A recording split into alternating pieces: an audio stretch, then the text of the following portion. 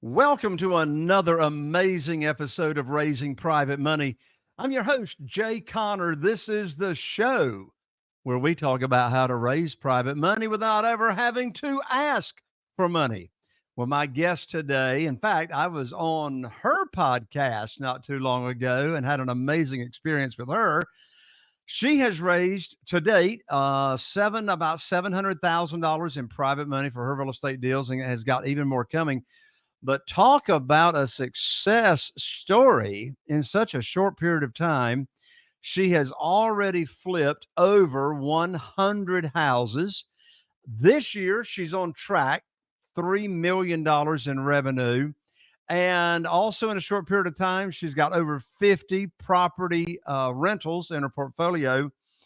And she co founded and grew a property management firm from zero properties to over 600 properties that she and her team manages in less than 3 years. Well, my guest is going to pull the curtain back, talk about her success, talk about how she has accomplished all this in such a short period of time. She's going to talk about how she's raised private money, and she's also going to talk about how you can be a totally passive real estate investor by being a private lender with her. In just a moment, you're going to meet my amazing guest, Maura McGraw, right after this. If you're a real estate investor and are wondering how to raise and leverage private money to make more profit on every deal, then you're in the right place. On Raising Private Money, we'll speak with new and seasoned investors to dissect their deals and extract the best tips and strategies to help you get the money, because the money comes first. Now here's your host, Jay Connor. Well, hey there, Maura, and welcome to the show. Hi, Jay. I'm so happy to be here today. I'm so happy to have you as well. And I had the best time on your podcast not too long ago. And I remember being on your show. I said, my lands, I need to have Maura McGraw on my show. But since we're talking about your show for a second, Maura, tell them about your show.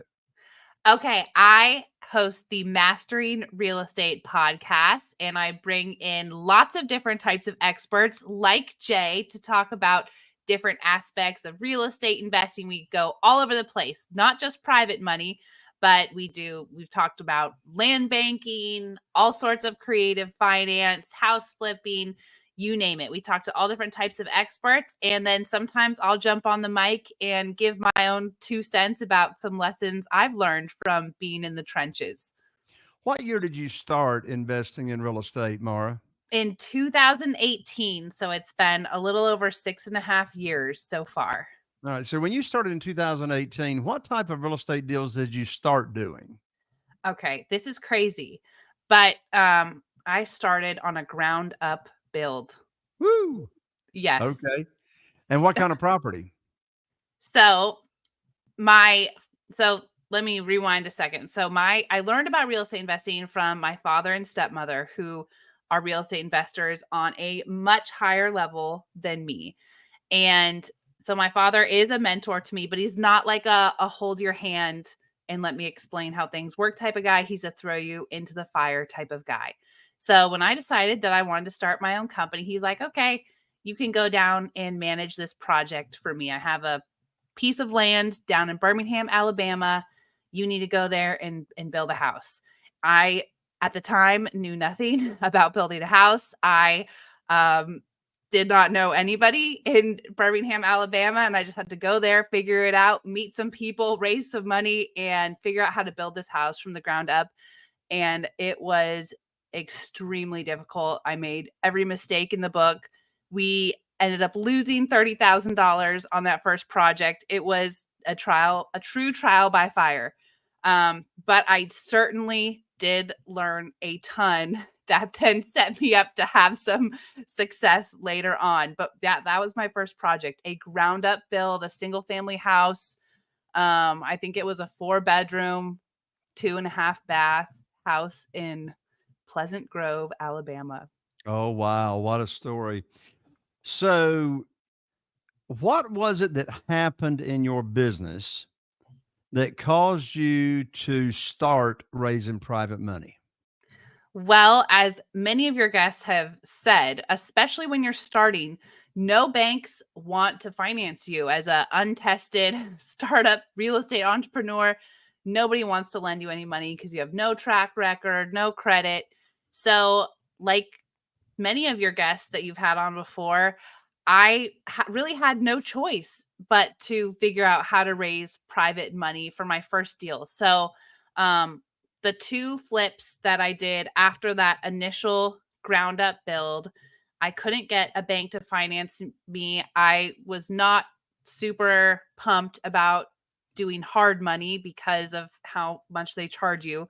So I decided that I would just go try my hand at raising private money. And I really had no idea what I was doing at the time. But I had another kind of coach mentor that told me, if the deal's good enough, the money will come. And I got some good deals. They were great when I was doing my little pro forma analysis. And then I had to go find the money, and it was very stressful. But I ended up doing it. And I think I brought the deal to probably 10 different investors, presented it. And finally, I found the right person, and he saw the deal and he knew the area. And he's like, I think this is a good deal. I'll go in on it with you. Basically, what we did is he funded the purchase price, I funded the construction, and we split the profits 50-50. And that was my first foray into raising private money. How I'm saying it now, it sounds super simple. At the time, it was super stressful because I had a really short deadline to try to find this money and raise it. But that was my first ever experience raising private money. So you were under the gun, and I tell you, these people going around, I think we probably talked about it on your podcast. Well, these people going around saying, just get the deal under contract, the money will show up. And I want to say, where? Where in the money where in the world is the money going to show up? Is it just going to like rain out of clouds or whatever? And that's why I practice and preach. The money comes first. Get the money lined up first. However, I'd like for you to share your experience in detail here with our audience. I'm sure we have some people listening or watching that have had your experience. They got a deal under contract. They don't have the funding. Now they got to go find the funding or they're going to lose the deal. So I think you said you presented that deal to 10 different prospective private lenders. And by the way, as I started out the show, I said, this podcast is about how do you raise private money without asking for it? Well, the answer to that question is it's all about education, teaching people what private money is. I've got 47 private lenders now that are funding our deals. Not one of them had ever heard of private money or private lending until I put on my teacher hat and I told them what private money was and how they can use self-directed or their retirement funds to get high rates of return safely and securely. So anyway, back to the question, Maura. You got this deal under contract. Now you got to go find private lenders. How did you go about that, and how did you find them? Oh my gosh, it was a whirlwind. It just so happens that week I had about a week to find the money for these two deals, and it was one of the craziest weeks of my life. I was I was in my graduate school for real estate, and I was competing in this really nerdy real estate case competition. And my team made it to the finals, and we ended up winning, which was cool. But I had to fly to San Francisco to do this, and at the same time try to find money. So luckily, it just so happened that the case competition finals were in San Francisco, and I am originally from the Bay Area in San Francisco, so I had a little network. So I realized that I need to fund this deal. I'm on a plane to San Francisco, and I'm like just looking through my phone book. Who do I know that might be interested in this? So on the plane, I just scheduled a few appointments. I hit the runway. I get off the plane, and before we go into the finalist presentation, I have two quick meetings at coffee shops with people that I had met through my network, whatever, real estate. I just met with them, told them about the deal. They were nice enough to take the meeting, but ultimately they weren't interested. That was and I just kind of cobbled together these random meetings. I had no idea what I was doing. I just knew that I needed to try something. And it was all amidst this crazy case competition. So probably that weekend in between these rounds of competition, I probably did about 5 different meetings. And everyone was nice, but in the end, no one was interested because it was the same problem as the banks. I was kind of a new, barely tested person, and they just weren't that interested. So then finally we found the money because my general contractor knew a guy in Birmingham, and he said, I know this guy, he's been interested in real estate for years, but he's just, never pulled the trigger. Let me set up the meeting. So then I flew from San Francisco back to Birmingham and met with Aziz Shanara. And I did the same pitch to everyone, which is not really a good pitch, but I just kind of presented the deal, went through the numbers. I'm like, here's my analysis. I'm very confident that we can do this. Luckily, though, at the Birmingham meeting, I had my general contractor with me. That was kind of like, yes, this is the construction estimate. And miraculously, Aziz agreed to fund the deal. And that was a miracle on several levels because Aziz would go on to be my business partner for the past 6 years because the deals went really well. He got really good returns. And he's like, okay, this real estate thing works well and I want to be part of it. But it was really stressful. I really didn't know what I was doing. I was just like, thought of everyone in my network that I could think of that had money that I knew was kind of interested in real estate, presented the deal, got probably 8 or 9 no's until I finally got a yes. And that was my haphazard strategy at the beginning.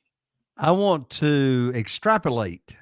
I want to draw a conclusion that's that can be a very, very strong, valuable takeaway for our audience from your story. And that is for those of you that are watching or listening and you want to raise private money.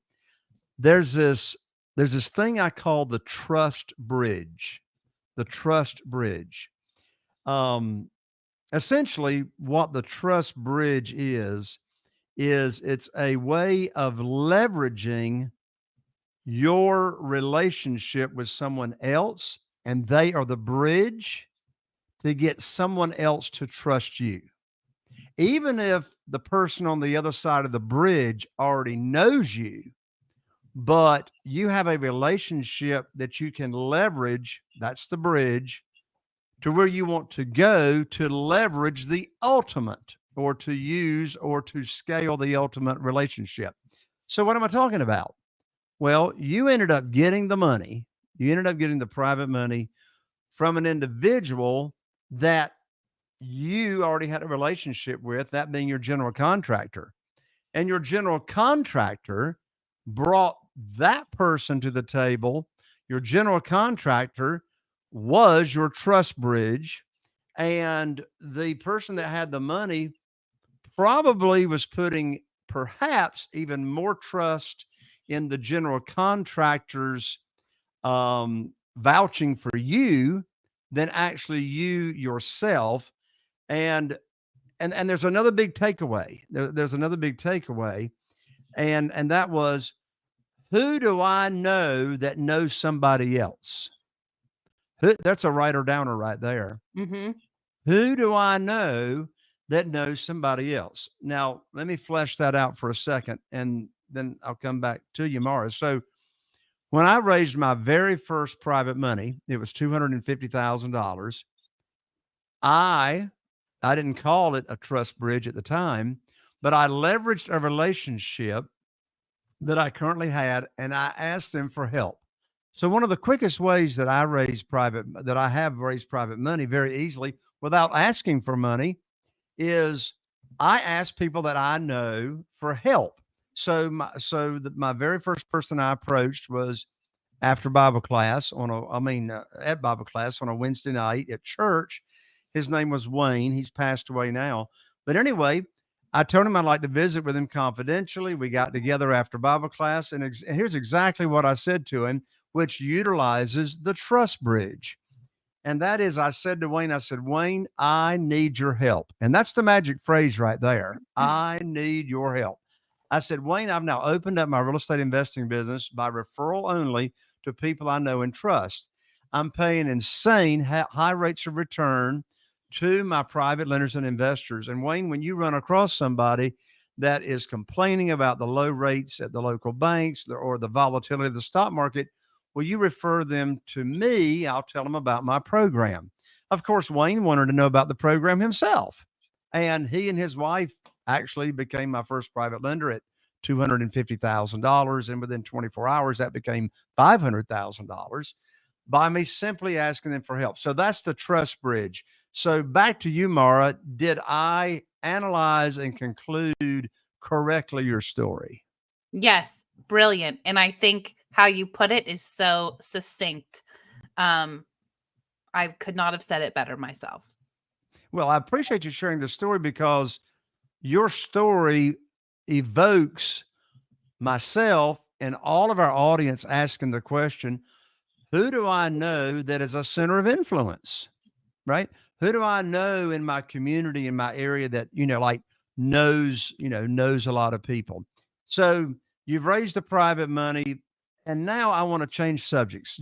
By the way, if you're listening or watching this show and you're interested in doing business with a person that I can vouch for, I can be the trust bridge. I can be the trust bridge for Maura. You're interested in doing business with Maura. In fact, in case somebody's got to jump off early, Maura, I want to go ahead and give out your contact information as to how people can get a hold of you. And I know you also have an academy as well. Take a minute and talk about that. Awesome. Yes. Well, if you would love to invest with me, probably the easiest way is to reach out to me via email. My email is maura@duratusproperties.com, and you can see it on the screen. And we do flips, we do long-term holds, and we have a rent-to-own program. And so if you would like to be part of any of those, we would love to have you. So just reach out to me. You can also check out our website, duratusproperties.com. You can get a lot more information about how to invest with us. We have some forms you can fill out there. And yes, we do have an academy. We have our Duratus Academy, which walks you through how to get started in real estate investing yourself. So if you are interested in real estate investing, you're wondering, how do I get started? I had so many people ask me this question over the years that I went back and I thought, okay, if I could start again from square one, how would I do it? And so I built a course of exactly what I would do if I had to start again today from square one and avoid some of the big pitfalls that I faced along the way. One of which is how to find and fund your deals, how to find private money. Now, I can't say that I'm as much of an expert as Jay. I learned my own little lessons, but again, if you want to know from the real private money expert, you're already in the right place on this podcast. All right. So I want to repeat those.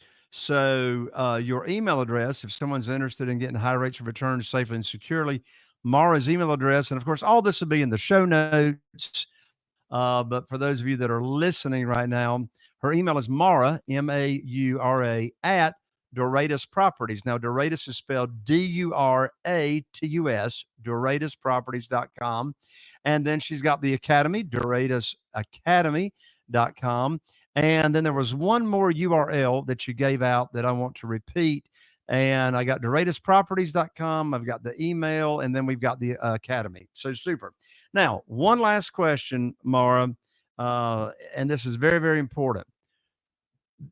You have a trend in your career, and you're pretty young, by the way. But anyway, in your career so far, you've accomplished a lot. You've flipped over 100 houses. You've got over 50 property rentals in your portfolio, and you got a property management firm that's got over 600 units, and you did that in 3 years. So here's the big question. How do you scale your businesses so quickly and not go out of business? Oh, that is such a great question. Well, let me just say that the property management company is an example of scaling too quickly. And this is something that I didn't believe until it happened to me, that you can grow too quickly and you can scale too quickly. But we started the property management company in 2019 out of a pure need. Myself and my two business partners, we just needed a really good property management company that looked out for the investors and their returns. Of course, the tenants as well, but our whole thing was to start a property management company by investors for investors.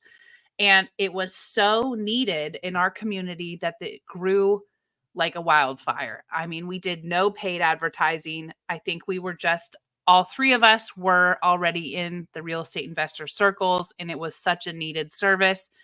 It really, really took off quickly. And at several points, we had to consciously just halt and stop because we basically from about 0 to 150, we were just like, we didn't, holding it together, doing our best. But then at 150, we probably had to implement some systems, hire some more people. Then from 150 to 300 was another big growth period. At 300, we really had to stop. Things were getting a little out of control. We had to stop. Couldn't take any new clients for 1 or 2 quarters. And we had to revamp all our systems and get ready for the next big growth period, which was the 300 to 600. And that was the craziest time. The last from 4 to 600, that was where things kind of went crazy. We took on some apartment complexes, and from there, we actually had to part ways with certain owners and scale back and decide, okay, we need to become way more selective as a property management company and really target a certain type of customer, a certain type of property to grow a lot more intentionally. So yes, we grew extremely quickly. And I think it's just because we were providing a extremely needed service. Anyone who's an investor out there knows finding a good property manager is really hard. So we just tried to do a really good job and serve a market where it was very needed. And now that company is very picky about who it takes. So after I had my second child, I actually exited. My partner, Danny, he still runs it. The company is doing amazing. I did exit out of that because I was doing a little too much. But now he's a lot more intentional with how he grows it. We're not just focused on growth anymore. You have to be interviewed as an owner, and you have to have a certain type of property to be accepted. And how I grew the other ones were a lot more gradual. The property management company really, really grew extremely quickly, and arguably too quickly. The other ones it's over 6 years. So yes, it sounds nice to say I've flipped over 100 houses, but if you spread that out over 6.5 years, it's a pretty manageable number per year. We try to hit between 10 and 20 a year. And for us now we have a little team of 7, that's pretty manageable. And acquiring 50 rental properties over 6.5 years is also fairly manageable. We have two portfolio acquisitions in there where we picked up a good handful at a couple of times. So those ones I think are a much better example of scaling just consistently over time. It certainly wasn't overnight. It took 6.5 years to get to where it's at. So that's a very long answer to your short question. No, that's good. Now, did you just say you got 7 team members? 7. Okay. Well, tell us about your team members. What are their responsibilities? Okay. So most importantly, my partner, Aziz Shanara, who I talked about at the beginning, who is our initial private money lender. He is my business partner in all of this now. He really wears the CFO hat. And then under him, we have a general manager, Julie, who is amazing. We have a construction manager who helps oversee all of our flips and construction across our portfolio. We have a bookkeeper, 2 executive assistants, and a property manager. We manage now that I left the property management company, we do manage all of our own properties in-house. And that's our team. I love it. I love it. And with that, Maura, let me give you the opportunity to share any advice or parting words before we wrap it up. So, as you can tell from my story, I've made a lot of mistakes along the way, and there was a lot of periods where I felt like I didn't know what I was doing, but you just keep going. It's very normal to make mistakes. I think the most important thing is to just stay focused on your goal and never give up and keep trying. And as long as you don't give up, you will get there one day. I have made many, many mistakes over the past 6.5 years, but we're here today. And overall, our company is doing great. I'm very proud of where we're at. And it's just because we never gave up. We've made a lot of mistakes, but we ultimately just kept going. I think that's the most important thing. I love it, Maura. And my parting advice would be if you're starting out and you want to be a real estate investor, for goodness sakes, don't make the biggest mistake I made. And that was, I was in this business for 6 years before I got my first real estate investing coach to actually work with me, right? So anyway, Yeah. Maura, thank you so much for joining me on the show. All of y'all be sure and check out Maura's contact, her connections that she's got that we have there in the show notes. Maura at duratusproperties.com, and all the great information she's given. Maura, thank you so much for joining me. Thank you, Jay. It was so, so great to see you. Thank you for having me. You got it. Well, there you have it. Another amazing episode of Raising Private Money. And I really appreciate your feedback. If you found this valuable, be sure and share this with a friend of yours that you think would also benefit. If you are listening on iTunes or Spotify or any of the other big platforms, be sure to follow.